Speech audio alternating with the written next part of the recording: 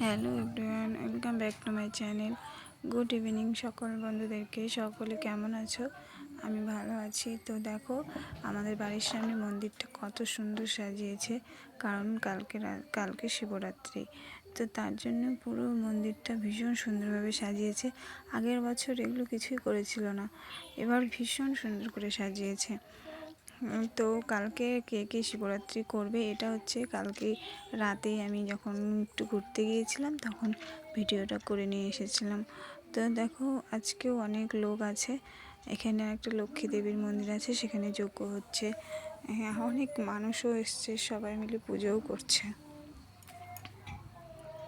তো লক্ষ্মী দেবীর মন্দিরটাও ভীষণ সুন্দরভাবে সাজিয়েছে। আমার তো খুবই ভালো লেগেছে, এখানে আসলেই খুব ভালো লাগে আমার।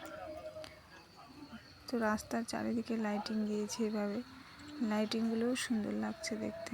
তো দেখো, সকাল হয়ে গেছে, সকালে স্নান করে শিবের মাথায় জল ঢেলে মন্দিরে চলে এসেছি জল ঢালতে। আর আজকে কত ভিড় দেখো, মন্দিরের লাইন পড়ে গেছে। এত ভিড় যে কীভাবে ভিড়ের মধ্যে গিয়ে জল ঢালবো আর তোমাদের দেখাবো সেটাই বুঝতে পারছি না, তাই তোমাদেরকে দেখাতে পারিনি জল ঢালাটা এত ভিড়ের মধ্যে।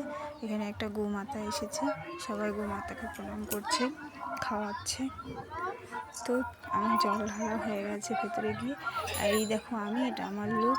এত সকাল সকাল তাড়াতাড়ি স্নান করে রেডি হয়েছি, বেশি ভালোভাবে সাজতে পারিনি।